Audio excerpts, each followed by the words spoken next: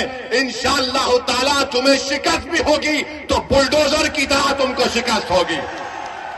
आज इख्तिदार तुम्हारे पास है, अरे सत्ता किसी के पास रहने वाली नहीं है। बीजेपी वालों, इंदिरा गांधी भी यही समझती थी कि मैं हूं, मगर इंदिरा गांधी चले गई, दूसरे आते हैं। आज योगी और मोदी यही समझते हैं कि हम हैं तो भारत है। नहीं, भारत इनसे बड़ा है, देश उनसे बड़ा है, संविधान उनसे बड़ा है और इस देश की जनता इन तमाम नेताओं से बड़ी है।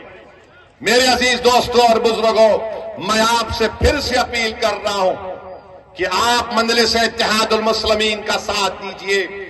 आप जानते हैं कि बुढ़ाना में नबी करीम सल्लल्लाहु अलैहि वसल्लम के शान में किसी ने अनाप शनाप बकने की कोशिश की तो क्या कोई लाल टोपी पहनने वाला गया था? कोई लाल टोपी पहनने वाला गया था?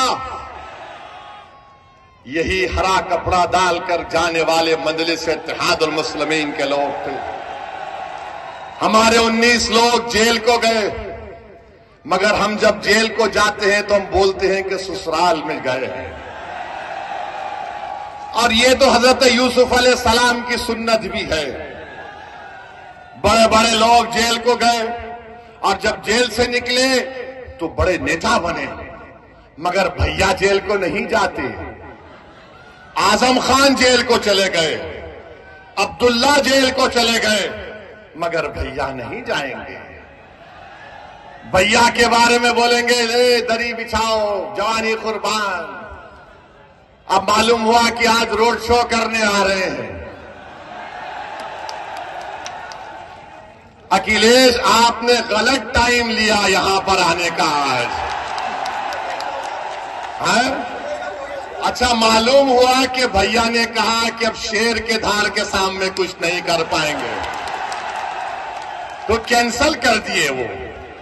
तो इसका मतलब समाजवादी चुनाव हार चुकी है, मान चुकी है। आप ये बात समझ लीजिए। तो आप 20 तारीख के दिन अपना एक एक वोट पतंग के निशान पर बटन दबाएंगे इंशाअल्लाह। इंशाअल्लाह बोल दिए। फिर यहां हम जाने के बाद इबलीस के लोग आकर कान में खुसखुस करेंगे, ये अरशद राणा जीता तो क्या होगा, क्या फर्क पड़ जाएगा, भाजपा आ जाएगी। अरे भाई, भाजपा आई मेरी वजह से नहीं आई, इन लोगों की वजह से भाजपा आई है। हम क्या, अच्छा यहां पर यहां का सांसद आरएलडी का है नहीं है? आरएलडी का है ना, बिजनौर के। आपने वोट दिया, किसको दिया? आपने आरएलडी को तो वोट नहीं दिया ना। कितनों ने नहीं दिया तो उठाओ।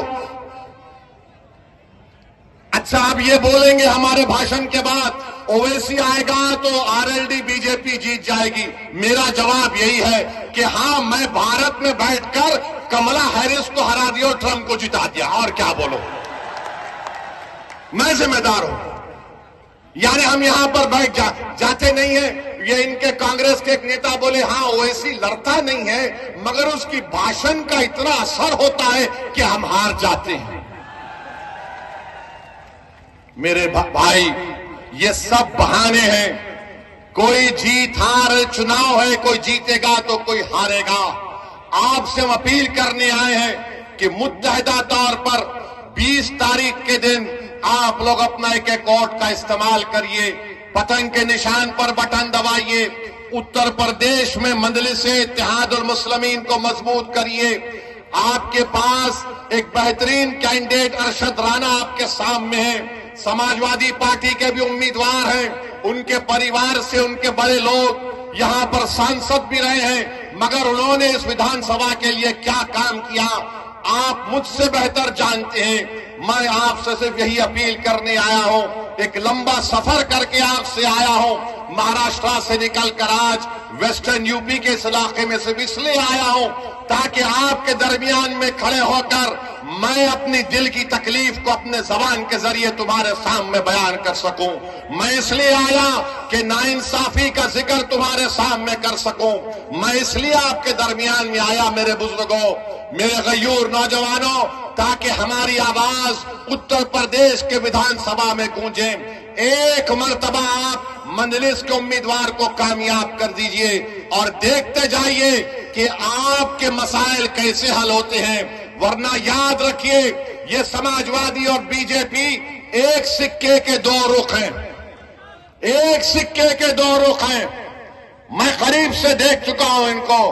ये चाहते हैं कि, मानते हैं कि मजबूर है, ये कमजोर है, इनको डराओ, ये डर जाएंगे। आपको डरने और घबराने की जरूरत नहीं है।